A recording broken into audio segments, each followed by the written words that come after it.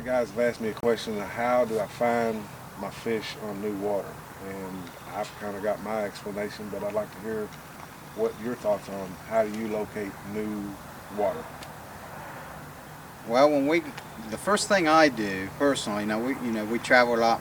We don't have the luxury of pre-fishing a lot. Right. So the first thing I do, I start looking at the river map. If it's a river or a lake, I concentrate on that, and even sometimes the road map. Once I figure out the stretch that I'd like to look at, I get on something similar to Google Maps or Bing, yeah, something like that. Right. And I concentrate on that stretch of river, make sure it looks compared to the regular map. Right. And we usually have an A, B, and C that we want to look at. And once we get to the tournament, if we have luxury of practicing a day or so, we look at it to make sure it's the right depth for the present or for the situation. Right. Make sure the current, and there's a lot of things in that aspect you got to look at. Yeah. And just because you see it on Google Maps or Google Earth, and you think it's just the greatest place out there, once you physically get to the area, it could all change. Oh, it could be completely opposite. Yeah. So you really got to, you got to have more spots, and that's where your A, B, and C comes in. Exactly. You got backup plans. Because once you get there, you may go, oh, that ain't what I thought it looked like. Right. You know, Bink, as the sport grows, there's more and more husband and wife teams coming in, and you guys are by far probably top 10 in the nation as far as husband and wife catfishing teams. How's it fishing with your wife? I love it. It's a blast. Yeah. Especially as long as we fish together. She's thinking the same way I'm thinking, and if I'm not thinking right, she's keeping me straight. Yeah. She's telling me what to look for, where to go, and her little bit of input really helps out. Janet, when you're out discovering new water with Bink, what do you look for on the bank? Do you look actually on the bank for the telltale signs, or? Somewhat, but it's mainly gut feeling, and if we try it and if it works, fine. If not, we move on. So if you see a good looking spot, you say, hey, hold the boat. I'd like to try it and see, and it's a 50-50. He does what I want and I do what he wants. Well, that's a team. Yeah, and usually I'll say, let's look at it, and I'll say, well, let's give it a shot. Yeah. And more than you think, it works. Yeah. Gut instinct does help out a lot. Because her gut feel does work. Right. If he listens. Well, and that's a big part of it right there, is gut feeling. I mean, when you pull up on a bank or on a new spot, really not only looking at the depth finder, the water temperature, but the gut feeling. I mean, most fishermen have it. Right. Janet, what's your favorite type of water to fish? Really, it doesn't matter as long as it produces fish, shallow, deep. I don't care. Whatever we read the fish finder and we take it. You're more of a river gal. River all the way. Yes. You like current? Yes, river all the way. Now, what's the largest fish you've ever put in the boat? 47-pound blue cat.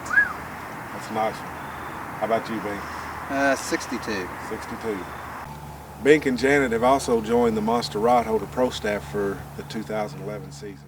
All right, we're going to fish the Ohio River today with one of the nation's top husband and wives team, James and Janet Fox.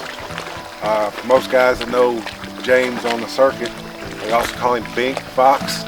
How long have you guys been fishing these Cabela's tournaments? We started in 2003 was our first one.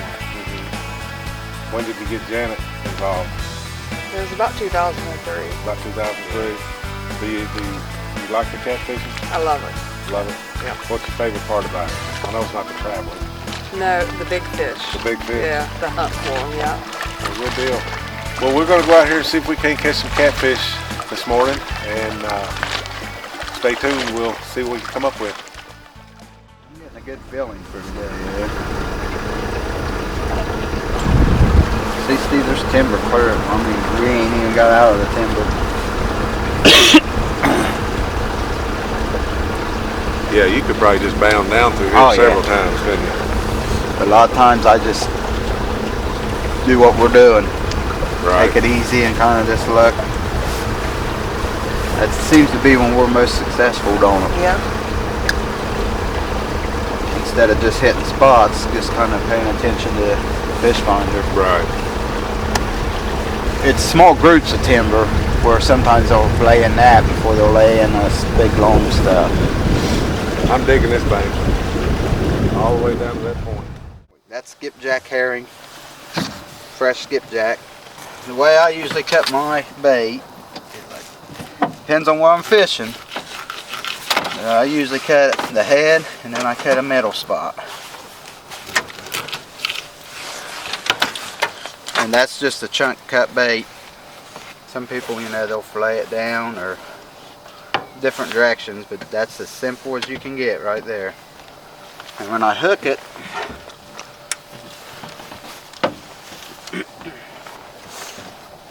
on the head part, I just take it from the bottom, bring the hook right through. That keeps it from re-hooking itself if fish would happen to grab it.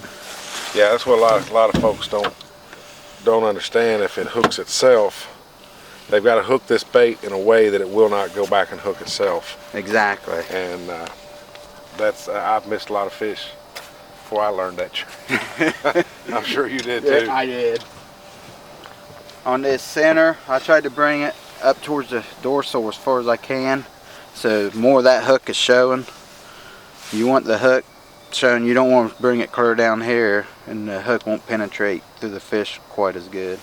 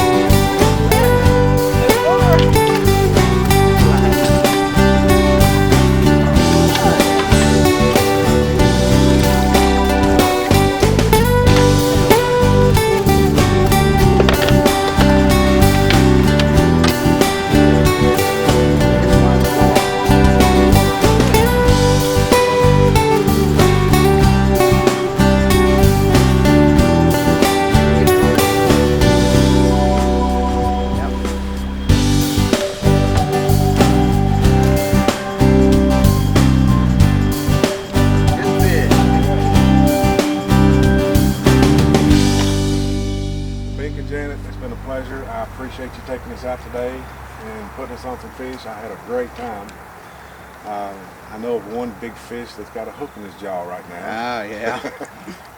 But we can't win them all, can we? No, amateur mistake, I guess. Well, well, I tell you what, we really appreciate you coming up. Enjoyed ourselves.